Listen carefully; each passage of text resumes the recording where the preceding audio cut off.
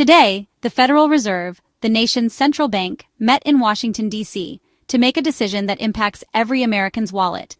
This wasn't just another day at the office for the Fed.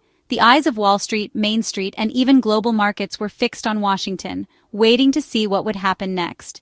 The decisions made here don't just affect economists and bankers. They ripple out to touch the lives of ordinary people, shaping everything from the cost of groceries to the value of your savings. Their main job? Keep inflation in check and as many people employed as possible. It's a delicate balancing act. If inflation rises too quickly, prices soar and paychecks don't stretch as far. But if the economy slows down too much, jobs can disappear. The Fed walks a tightrope, trying to keep the economy steady and strong. The Fed's key tool is the federal funds rate, which influences everything from mortgages to car loans.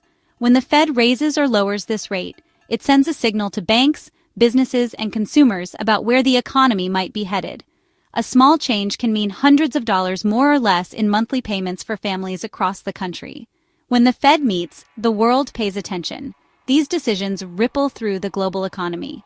Investors, business leaders, and even foreign governments watch closely, knowing that a single announcement can shift markets and change fortunes overnight. The stakes are enormous, and the pressure is intense. This July 30th meeting was especially tense. Economic signals were mixed, and political pressure was at an all-time high. Some data pointed to a strong economy, while other indicators suggested trouble ahead. Meanwhile, politicians were making their voices heard, urging the Fed to act in ways that suited their own agendas.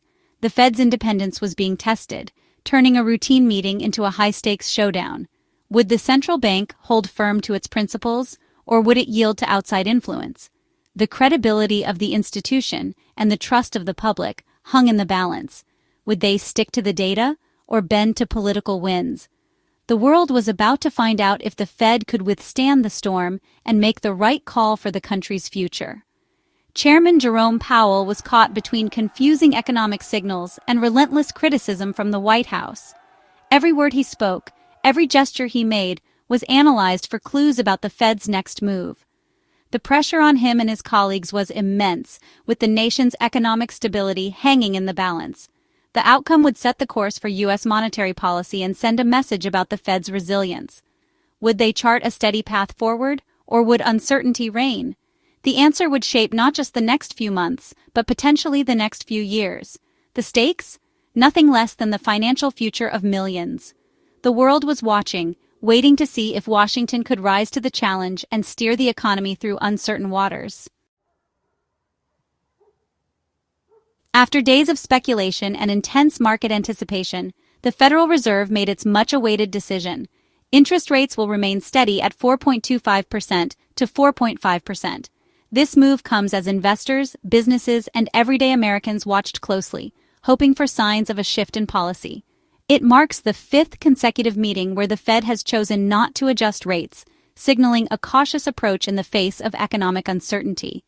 Recent economic data has painted a complicated picture. Some indicators show resilience, while others hint at underlying weakness. With so many mixed signals, policymakers opted for caution over risk. Inflation, though lower than last year's peak, still sits above the Fed's target. Cutting rates now could undo hard-won progress and send prices climbing again, a risk the central bank isn't willing to take. Yet, there's another side to the story. Prolonged high rates can make borrowing more expensive, slow down business investment, and threaten job growth, especially for small businesses and families already feeling squeezed. By pausing, the Fed is buying time, allowing the economy to show clearer signs of its next direction, and giving markets a chance to adjust without sudden shocks. In their official statement, Fed officials pointed to solid job gains and a recent rebound in economic activity. But they also warned that inflation remains stubborn and the path forward is far from certain. Their message: patience, vigilance, and a commitment to following the data. For millions of Americans, this means borrowing costs, on everything from credit cards to mortgages and car loans, will stay elevated for the foreseeable future, making big purchases and monthly payments more challenging. While it's not the rate cut many had hoped for, holding steady at least avoids the shock of another hike, offering a measure of stability in uncertain times. The Fed believes its current policy is restrictive enough to keep inflation in check, but officials are clear: the fight isn't over. They're prepared to act if the data demands it, but for now, the wait-and-see approach continues. As the economic story unfolds, all eyes remain on the Fed's next move, each decision shaping the financial future for millions. To really grasp why the Federal Reserve's decisions make headlines, you first need to understand what interest rates are and how they shape your everyday life. Interest rates might seem like a technical detail, but they're actually a powerful force that touches nearly every financial decision you make. An interest rate is simply the price you pay to borrow money, or the reward you earn for saving it. Whether you're taking out a mortgage, financing a car, or starting a business, interest rates determine how much you'll owe in the long run, or how much your savings will grow. At the center of it all is the Fed's federal funds rate. Think of it as the master switch that influences all other interest rates in the economy, from credit cards to student loans to business financing. When the Fed raises this key rate, borrowing money becomes more expensive. That means higher monthly payments for families and businesses, which can slow down spending and help cool off rising prices, also known as inflation. On the flip side, when the Fed lowers rates, loans become cheaper. This encourages people to spend and invest more, which can help boost economic growth and create jobs. So, when the Fed decides to keep rates steady, it's making a deliberate choice to keep borrowing costs high. This affects everyone: families trying to manage their budgets, students paying off loans, and businesses planning for the future. Higher rates can be a blessing for savers, who see better returns on their deposits. But for anyone with debt, from credit cards to mortgages, it means higher costs and tighter budgets. For a young family, higher rates might mean putting off buying their first home.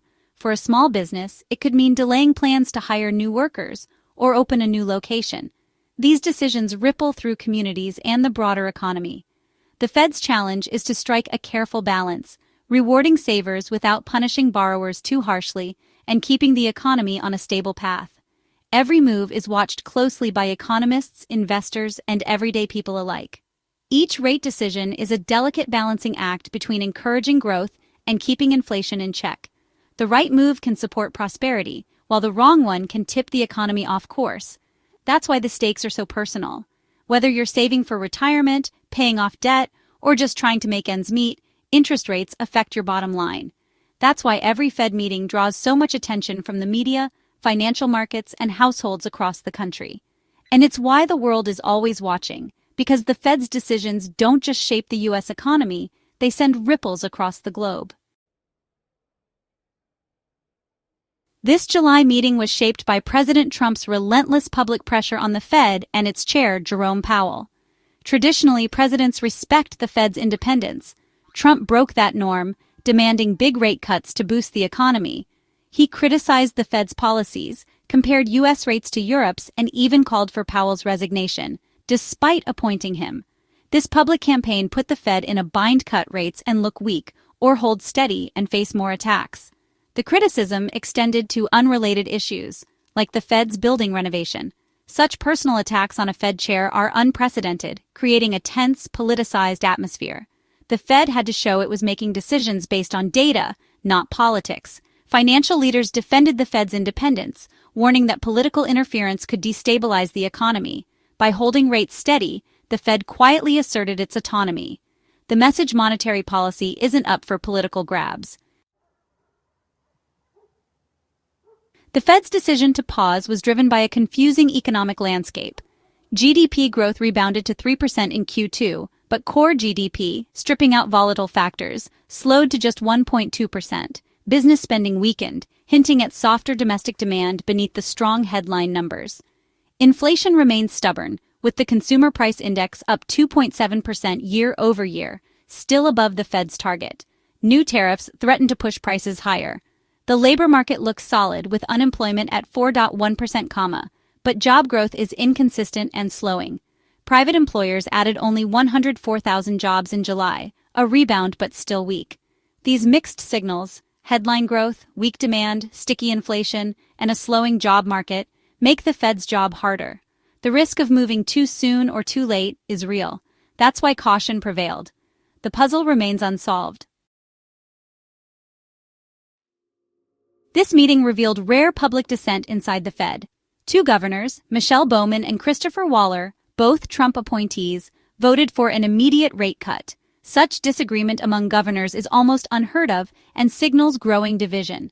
They argued that rates are too high and risk damaging the economy, pointing to weak core GDP and inconsistent job growth. This internal split complicates Chairman Powell's job, as he now faces pressure from within as well as from outside. The 9-2 vote was decisive, but the dissent was loud. The debate inside the Fed is heating up. Future meetings could see even more division. Wall Street breathed a sigh of relief after the Fed's announcement. Stock markets held steady. No surprises meant no panic. Investors quickly shifted focus to what's next. When will the Fed finally cut rates? The policy statement was balanced, reinforcing the Fed's data-driven approach. No rally, no sell-off, just contentment with the status quo. Experts agreed, with inflation still high and GDP strong, a rate cut now would have been hard to justify. The Fed's credibility was reinforced by resisting political pressure. The real action moved to Chairman Powell's press conference, where his words would be dissected for clues. Bond markets barely budged, and the odds of a September rate cut stayed at 65%. The market's reaction, relief, and anticipation for what's next. The waiting game continues. At his press conference, Chair Powell walked a tightrope. He stressed the Fed's commitment to bringing inflation down, but acknowledged underlying economic weakness. On the dissenting votes, Powell called it healthy debate, not dysfunction. When pressed about Trump's pressure, Powell reiterated the Fed's independence and focus on its mandate. He avoided direct confrontation, projecting calm and stability. Powell left the door open for a September rate cut, depending on upcoming data. His careful words kept market hopes alive for a near-term cut. The Fed's flexibility and credibility remained intact. With July's meeting over, attention turns to the future. The Fed's next move depends on incoming data. Every inflation and jobs report will be scrutinized.